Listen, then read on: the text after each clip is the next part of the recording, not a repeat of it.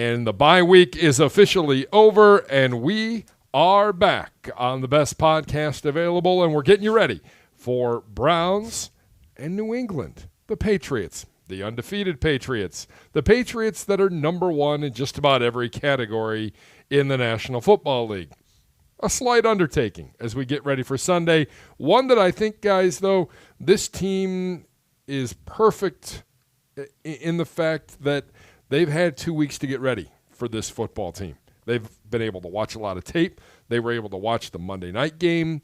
And I think this is a team that is primed to make a little run, as we all hoped they would once we got through the tough part of the schedule. I'm Jason Gibbs. He's Andrew Gribble to the left of me. Shook is on the right of me today. And we are getting ready for Browns and Patriots. Gentlemen, I hope the bye week was good to you both. It was. It was, yeah, very good. This is, on paper, it is a daunting task, Gribble, but I would also say the Patriots, have they played anybody yet? I mean, they played Buffalo, and they got Pittsburgh in week one. They got Pittsburgh in week one with Big Ben, and that was a dominant performance. Correct. And I think had Big Ben stayed healthy, I think we'd still be talking about the Steelers really missing Antonio Brown, but that's a different discussion. This was a stat I just pulled up for an article I just wrote. They've already faced 3 other members of the 2018 draft class. Mayfield will be the 4th. They'll face Lamar Jackson next week, so they're going to get all 5 of them. They've also tossed in a Luke Falk in there, a Daniel Jones. So they faced a lot of young quarterbacks, but those particular quarterbacks in the 2018 draft class have been awful against them. It's something about completing far less than 50% of their passes, 336 yards total in 3 games with 8 interceptions. Josh Rosen had 1 of them. Darnold had 4 of them. Josh Allen had 3 of them. I mean, they have just brutalized young quarterbacks, taken advantage of them really in every possible way. And it was funny because I think we all talked about this beforehand. Going into that Monday night game, I think we all were rooting for the Patriots because you didn't want to get them angry or like woken up by a Jets loss. But then the way they played that game, you're just like, oh my gosh, like just a complete domination from start to finish.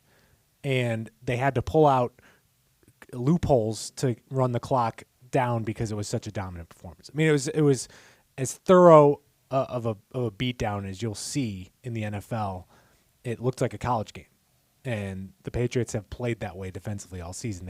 It's like they're playing their non-con games every single week. And you can only play who's on your schedule. Right. They've taken full advantage of that opportunity, and they are a very, very good football team, especially on the defensive side of the football. They're a good football team when you run down the schedule and you look at, you don't look at the team, but you look at the score, the final score of every game, and you're just like, oh my goodness, 33-3, 43-0, 30-14. The only outlier is 16-10, 33-7, 35-14, 33-0. And if you watch that Monday night game, like Gribble just mentioned, I mean, for any football team or any football fan, you sit back and go, oh, my team's got to face that team this week. But there are a couple factors that I think, help this Browns team. One, the Patriots are coming on a little bit of a short week here, 6 days instead of 7. So it's not super short, but it is a little bit shorter. We know how that can affect your schedule and how everything lays out. We've experienced it twice already this year here. And also, this is a team that seems to play better when nobody expects them to win.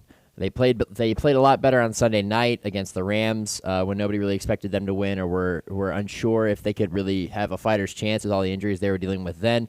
And then they played extremely well against Baltimore, a team that many people thought would run all over the Browns. So, this is a team that likes to hear the naysayers. There are a lot of guys on this team who get motivated by hearing that nobody thinks they're going to win and thinks that they're trash. And from what we've heard so far, a lot of people in the Boston area are sending that message. So, and they have the backing of a team that is 7-0, that is clearly the best team in football right now, statistically and otherwise. But they're going to face a team that, thrives off of such adversity. So we'll see how they handle it this week. I think for Browns fans, when you watch this Patriots team, the thing that maybe frustrates you a little bit, 3 members of that defense that's really good, all former Browns. On Browns teams that didn't win football games. Right. 2 of them were on the 0-16 team. Yeah. We're all 3, right? Shelton was too. Yeah. Shelton. Yeah, So Shelton. Danny Yes. Shelton, McCourty, and Jamie Collins. I know of the three. I mean, Jamie Collins is playing at a Pro Bowl at an All-Pro level. I mean, he's all over the field. He's forced 2 fumbles, 3 interceptions, a touchdown. The guy's been a maniac. He's making like no money for the Patriots. He went back there. I'm not saying he wasn't a bad player for the Browns. He just wasn't this kind of player. The Patriots, he fits in that system as well as any player on that entire defense, and he's one of the main reasons why this defense has been so good. But it's something that's really goes back to last year when they completely dominated the Rams in the Super Bowl. This defense got better and better as last year went on, and they really didn't have a ton of turnover. They've got great players at each level and smart players that Belichick just knows how to plug in and get the most out of them. Yeah, I think that's the biggest thing, the whole plug and play. You know, Freddie was asked about that today. You know, here are guys that maybe didn't play to their total potential when they were here, but immediately put into that system, they look like, as you said, Pro Bowl players. It's not telling them that they weren't good enough, but sometimes it's all about the fit. Yeah, he takes a lot of teams, outcasts and guys that didn't pan out, and just figures out roles for them. It's like Danny Shelton is not a first-round defensive tackle on the Patriots. He's just got a guy that fills a role and helps them be tough up the middle of their defense. Jamie Collins is not this big marquee signing guy. He's a bargain veteran that you're getting the most out of. And he leads the team in 4.5 sacks. Jason McCourty was a guy that we thought was at the end of his career when he was here, and he's found the fountain of youth alongside of his brother. And I think playing with his brother elevates his game to another level. Playing for a winner was something he hadn't done at any point in his career until he got to New England. So they just find ways to get the most out of players, and that's why when the Patriots have these swings and misses on guys like an Antonio Brown, you go back with the Chad Johnson, guys like that, they get the benefit of the doubt because of all these success stories that they have on their roster.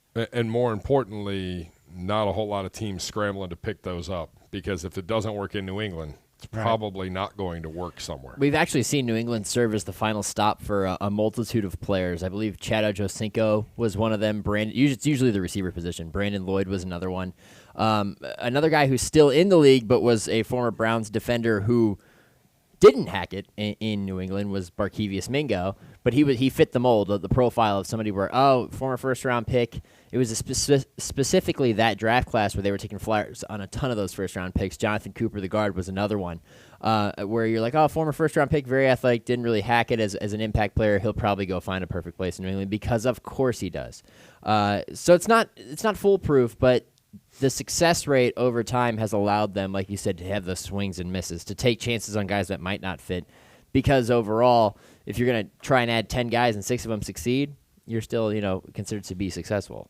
We know how good New England is. We'll hear about it. We'll talk about it a little bit more, I'm sure, as this podcast continues. We'll hear about it all week from people in New England and from people here in our own backyard. But, Gribbs, I got to think it was nice and well needed for this team maybe to hit the reset button over the last 2 weeks. Yeah, and I think first off, when you just talk about it from a health front, you know now you're getting back Greedy Williams and Denzel Ward.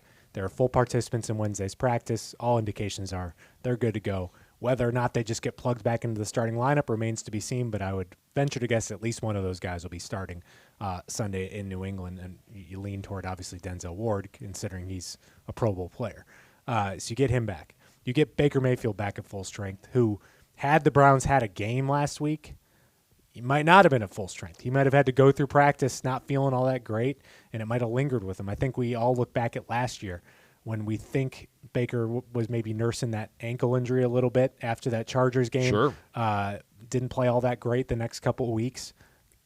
Came back, rested up, finally got better, and then started playing better in the second half of the season. So when you hear Baker and some other offensive players talk about that Seahawks game, they're saying some of the same things that they said after the Chiefs game last year, where it's like, we didn't win, we didn't really execute the entire game, but we figured out some things that are working. There's some glimpses. There's some stuff that you can maybe build off of, which is not something you could have said after the 49ers game, and really offensively not really something you could have said after the Rams game. So that's something where you can get optimistic about, and again, defensively, you're as healthy as you're going to get. You're not getting Kirksey back, so this is as healthy as you're going to be. Yeah, you need Demarius. Right. Hopefully, Demarius Randall day-to-day didn't practice on Wednesday, and Hopefully he practices at least Thursday or Friday and has a chance to play on Sunday. But this is the healthiest his team has been. And, you know, I think it's one of those situations where there's also